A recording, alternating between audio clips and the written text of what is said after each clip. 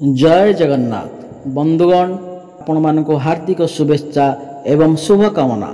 आपणकर जदि मीन राशि होता है तेबे एही भिडियोटी आपणक पई थरे मात्र ए भिडियोटी को शेष पर्यंत निश्चिंत देखंतु।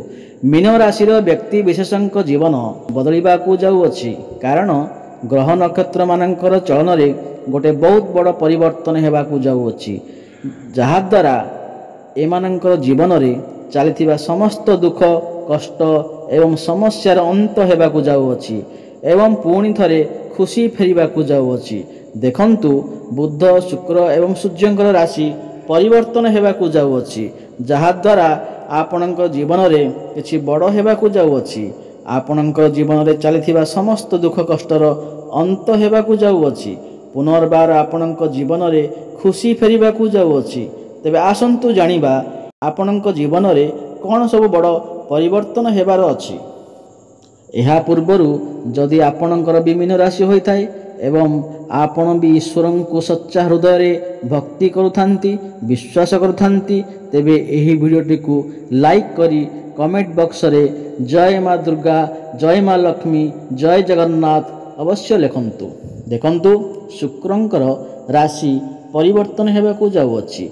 शुक्र जे कि धनर कारक ग्रह शुक्र ग्रह को माँ लक्ष्मींकर स्वरूप माना जाए। शुक्र आपणकर अष्टम घरे थिले खराब स्थिति रे थिले सेतिपाई आपणक जीवन रे धनर आसुनथिला धनर व्यय घटुथिला आपणकर पैसा संचय होई पारु नथिला किंतु वर्तमान शुक्र आपणकर नवम भाव को चलन करिवे भाग्य भाव को चलन करिवे तेबे यह आपणक पई बहुत उत्तम समय अटे।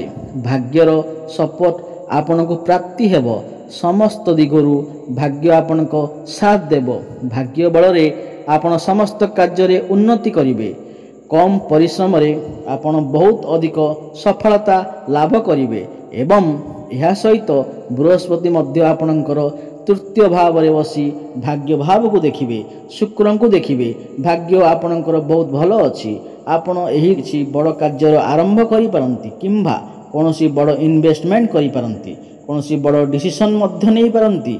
आपणक गृह रे शुभ मांगलिक कार्य रे आयोजन मध्य होई पारे।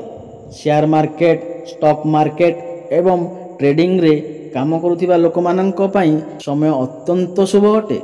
सेमानक काम रे बहुत अधिक सफलता प्राप्ति हेबो। आपणक आकस्मिक धन मध्य प्राप्ति होई पारे। चारि दिगरु आपणक लाभ ही लाभ प्राप्ति हेबो।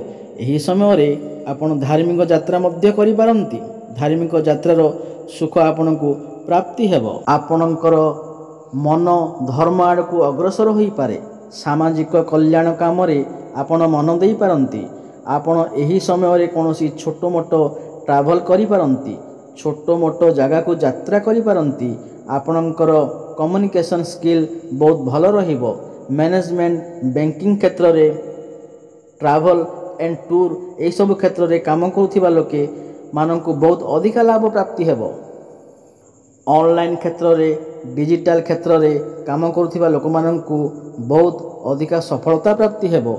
एही समय रे आपणक भितरु ज्ञान बढ़िबो बुद्धि बढ़िबो समाज रे आपणकु मान सम्मान प्राप्ति हेबो मान प्रतिष्ठा प्राप्ति हेबो। आपण किछि एमिति करी देखाई पारंती जहा द्वारा लोक माने आपणकु प्रशंसा करि पारंती। देखंतु बृहस्पति आपणकर सप्तम भाव को देखुचंती नवम भाव को देखुचंती एवं आपणकर एकादश भाव को मध्य देखुचंती एवं बृहस्पति बक्री हेबाकू जाउछंती। तो आपणकर वैवाहिक जीवन रे जहाँ भी किछि समस्या चलीथिला सेथिरे सुधार आसीबो। वैवाहिक जीवन रे पुणी थरे खुशी फेरी आसीबो। आपण कौनसी बड़ डिसीजन नहीं पारंती। आपणकर लाइफ पार्टनर कैरियर रे मध्य ग्रोथ आसी पारे काहेकि ना बुध एवं सूर्य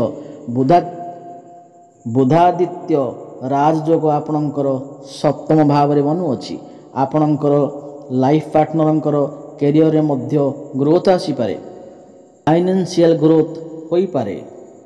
आपणकर डेली इनकम रे मध्य वृद्धि आसी पारे एवं जो माने भी संतानर कामना रखुथिले तो सेमानको मध्य संतान सुख प्राप्ति होई पारे एवं जो माने विवाहर अपेक्षा थिले विवाह होई पार नथिला ତ ସେମାନଙ୍କ ଘରକୁ ବିବାହ ପ୍ରସ୍ତାବ ଆସିପାରେ, ସେମାନଙ୍କ ବିବାହ ମଧ୍ୟ ଫାଇନାଲ ବି ହୋଇପାରେ। ଆପଣଙ୍କ ବେପାର ବାଣିଜ୍ୟ ପାଇଁ ମଧ୍ୟ ସମୟ ଅତ୍ୟନ୍ତ ଶୁଭ ଅଟେ।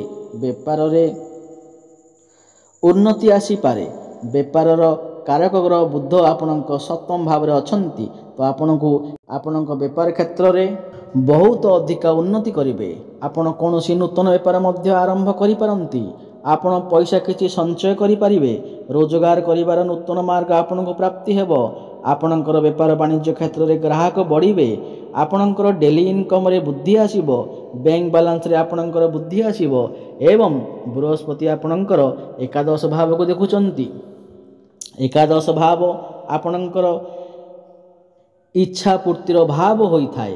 ତ ଆପଣଙ୍କର ଏହି ସମୟରେ କୌଣସି ଗୋଟିଏ ବଡ଼ ଇଚ୍ଛା ନିଶ୍ଚିନ୍ତ ପୂର୍ଣ୍ଣ ହୋଇପାରେ। ଆପଣଙ୍କୁ ଚାରିଦିଗରୁ ଲାଭ ହିଁ ଲାଭ ହୋଇପାରେ। ବଡ଼ ଭାଇ ଭଉଣୀଙ୍କ ସପୋର୍ଟ ଆପଣଙ୍କୁ ପ୍ରାପ୍ତି ହୋଇପାରେ। ଗୁରୁଜନମାନଙ୍କର ଆଶୀର୍ବାଦ ଆପଣଙ୍କୁ ପ୍ରାପ୍ତି ହୋଇପାରେ। ଆପଣଙ୍କର କ୍ୟାରିୟର କ୍ଷେତ୍ରରେ ବହୁତ ବଡ଼ ପରିବର୍ତ୍ତନ ହୋଇପାରେ। ଟ୍ରାନ୍ସଫର ହେବାର ଯୋଗ ମଧ୍ୟ ବନୁଅଛି, କାହିଁକି ନା ବୃହସ୍ପତି ବକ୍ରି ଅବସ୍ଥାରେ ଅଛନ୍ତି ଏବଂ ଆପଣଙ୍କର କ୍ୟାରିୟର କ୍ଷେତ୍ରରେ ଯାହା ବି କାର୍ଯ୍ୟ ପେଣ୍ଡିଂ ରହୁଥିଲା ବା ଅଟକି ରହୁଥିଲା ତାହା ମଧ୍ୟ ପୂର୍ଣ୍ଣ ହେବ। ଆପଣଙ୍କର ଅଟକି ରହିଥିବା ସମସ୍ତ କାର୍ଯ୍ୟ ସୁରୁଖୁରୁରେ ହୋଇଯିବ। ପ୍ରମୋସନ୍ ହେବାର ମଧ୍ୟ ଯୋଗ ବନୁଅଛି ଏବଂ ଯେଉଁମାନଙ୍କର ବି ଚାକିରି ନଥିଲା ଏବଂ ଯେଉଁମାନେ ବି ଚାକିରି ପାଇଁ ଅପେକ୍ଷା କରିଥିଲେ, ଯେତେ ଚେଷ୍ଟା କଲେ ମଧ୍ୟ ଆପଣଙ୍କୁ ଚାକିରି ପ୍ରାପ୍ତି ହୋଇପାରୁନଥିଲା, ତ ଆପଣଙ୍କୁ ନୂତନ ଚାକିରି ମଧ୍ୟ ପ୍ରାପ୍ତି ହୋଇପାରେ। ଆପଣଙ୍କର ଯାହା ବି କିଛି ମନୋକାମନା ଅଛି ତାହା ନିଶ୍ଚିନ୍ତ ଭାବରେ ପୂର୍ଣ୍ଣ ହେବ। ଉପର ଅଫିସରଙ୍କ ସପୋର୍ଟ ଆପଣଙ୍କୁ ପ୍ରାପ୍ତି ହେବ। ଦେଖନ୍ତୁ, ଶନି ଆପଣଙ୍କର ଦ୍ୱାଦଶ ଭାବରେ ବିରାଜମାନ ଅଛନ୍ତି। ଦ୍ୱାଦଶ ଭାବ ଫରେନ୍ର ଭାବ ହୋଇଥାଏ, ହସ୍ପିଟାଲର ଭାବ ହୋଇଥାଏ, କୋର୍ଟ କଚେରୀର ଭାବ ହୋଇଥାଏ। ହସ୍ପିଟାଲରେ କାମ କରୁଥିବା ବ୍ୟକ୍ତି ବିଶେଷମାନଙ୍କୁ ବହୁତ ଅଧିକା ଲାଭ ପ୍ରାପ୍ତି ହେବ। ବିଦେଶ ଯାତ୍ରା କରିବାର ସୁଖ ମଧ୍ୟ ଆପଣଙ୍କୁ ପ୍ରାପ୍ତି ହେବ। ଆପଣ ଆପଣଙ୍କର କାମ କାର୍ଯ୍ୟକୁ ନେଇ ବିଦେଶ ଯାତ୍ରା ମଧ୍ୟ କରିପାରନ୍ତି। ଇମ୍ପୋର୍ଟ ଏକ୍ସପୋର୍ଟ କାମ କରୁଥିବା ଲୋକମାନଙ୍କ ପାଇଁ ସମୟ ଅତ୍ୟନ୍ତ ଶୁଭ ଅଟେ। ସେମାନଙ୍କୁ ଲାଭ ହିଁ ଲାଭ ପ୍ରାପ୍ତି ହେବ।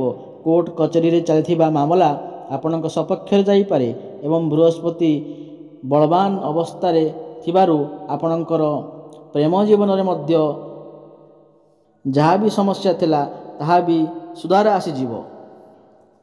ଆପଣ ଦୁଇ ଜଣଙ୍କ ମଧ୍ୟରେ ଭଲ ପାଇବା ବଢ଼ିବ, କାରଣ ଭଲ ପାଇବାର କାରକ ଗ୍ରହ ଶୁକ୍ର ଆପଣଙ୍କର ଭାଗ୍ୟ ଭାବକୁ ଚଳନ କରିବେ। ତ ଆପଣଙ୍କର ପ୍ରେମ ଜୀବନ ପାଇଁ ଅତ୍ୟନ୍ତ ଶୁଭ ଅଟେ।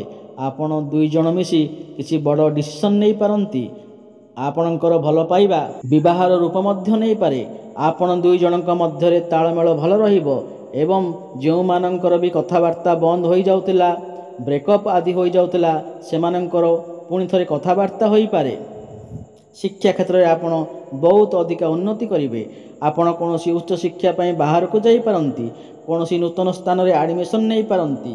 ପାଠପଢ଼ା କ୍ଷେତ୍ରରେ ଆପଣ ବହୁତ ଅଧିକାରୁ ଉନ୍ନତି କରିବେ।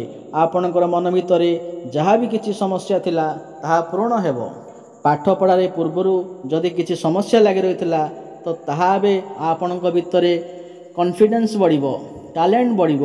ଜ୍ଞାନ ଏବଂ ବୁଦ୍ଧି ବଳରେ ଆପଣ ଆପଣଙ୍କର ପାଠପଢ଼ା କ୍ଷେତ୍ରରେ ବହୁତ ଅଧିକା ଉନ୍ନତି କରିବେ। ଆପଣଙ୍କ ଯଦି କିଛି ଏକ୍ଜାମ୍ ଅଛି ସେଥିରେ ଆପଣ ନିଶ୍ଚିନ୍ତ ଭାବରେ ସଫଳତା ଲାଭ କରିବେ। ଏବେ ମୋଟାମୋଟି ଭାବରେ ଦେଖିବାକୁ ଗଲେ ଆପଣ ସମସ୍ତ କ୍ଷେତ୍ରରେ ଉନ୍ନତି କରିବାକୁ ଯାଉଛନ୍ତି। ତାହା ପ୍ରେମ କ୍ଷେତ୍ରରେ ହେଉ, ଶିକ୍ଷା କ୍ଷେତ୍ରରେ ହେଉ, ଆପଣଙ୍କର ବୈବାହିକ କ୍ଷେତ୍ରରେ ହେଉ, ବେପାର ବାଣିଜ୍ୟ ବି ହେଉ ଏବଂ ବେପାର ବାଣିଜ୍ୟ, ଭାଗ୍ୟ ଏବଂ କ୍ୟାରିୟର କ୍ଷେତ୍ରରେ ଯାହା ବି ହେଉ ଆପଣ ବହୁତ ଅଧିକା ଉନ୍ନତି କରିବାକୁ ଯାଉଛନ୍ତି। ଅଧିକା ଶୁଭଫଳ ପ୍ରାପ୍ତି କରିବା ପାଇଁ ଆପଣ ଯାଉଛନ୍ତି। ପ୍ରଭୁ ଜଗନ୍ନାଥଙ୍କ ଆରାଧନା କରନ୍ତୁ ଏବଂ ପ୍ରତ୍ୟେକ ଗୁରୁବାର ଦିନ କଦଳୀ ଗଛ ମୂଳରେ ହଳଦୀ ପାଣି ଅର୍ପଣ କରନ୍ତୁ ଏବଂ ମଥାରେ ତିଳକ ଚନ୍ଦନ ଧାରଣ କରନ୍ତୁ। ଶୁଭଫଳ ପ୍ରାପ୍ତି ହେବ। ଯଦି ଆପଣଙ୍କୁ ଏହି ଭିଡ଼ିଓଟି ଭଲ ଲାଗେ ତାହେଲେ ଭିଡ଼ିଓଟିକୁ ଲାଇକ୍ କରିଦିଅନ୍ତୁ ଏବଂ ସାଙ୍ଗସାଥିମାନଙ୍କୁ ସେୟାର କରନ୍ତୁ। ଜୟ ଜଗନ୍ନାଥ।